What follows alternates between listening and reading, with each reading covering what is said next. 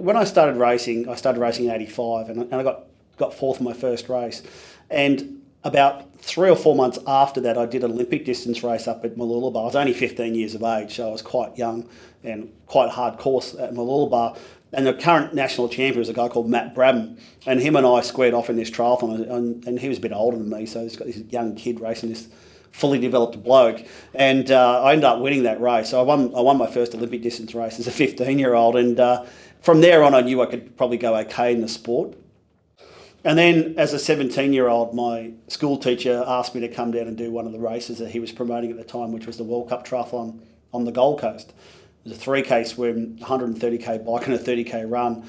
And a bit daunting as a 17-year-old to front up the start line. And it had every major winner of Hawaii or every major long course race in the world was at this event because significant prize money. And I jumped into that completely undercooked. Did okay in the swim, did okay till about 110K on the bike, and then just exploded and lost a lot of time the last 20 kilometres on the bike. And remember running out thinking there's no chance I'm ever going to finish this race, and managed to come home, got top 20, and that sort of started my career. The Japanese guys decided to sponsor me the next year, and went off to my first World Championships the next year overseas.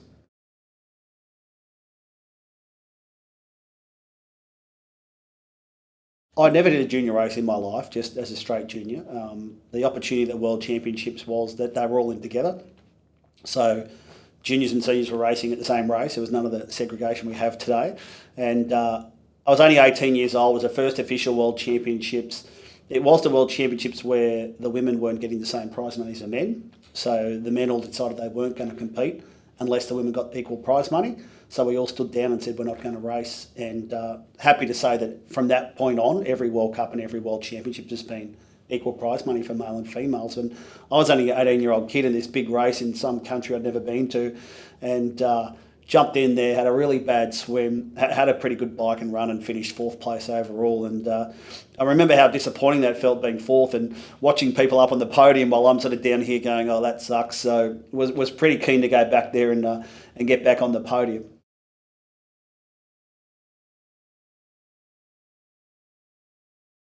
Yeah, absolutely. I think it was a turning point within the sport. So up until then, mostly for me, I'd raced in Australia. The year before in '88, some of the guys like Stephen Foster had gone over to America. At that time, we were reading all these magazines about how good these American guys were, and there was no comparison of where we sat in the pecking order as far as that stuff was concerned. But we had some pretty good athletes racing pretty hard, and that year Stephen Foster went over in 1988 and did the Chicago Triathlon, and he won.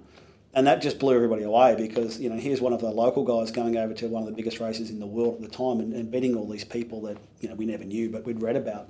And that was quite interesting. So the next year we all went over and we all started being fairly competitive in these races. And it sort of started that period of Australian dominance where we started to get overseas, we started to race these bigger events, we started to win. And then probably 1991, McKeely came along and started to do that for the women as well.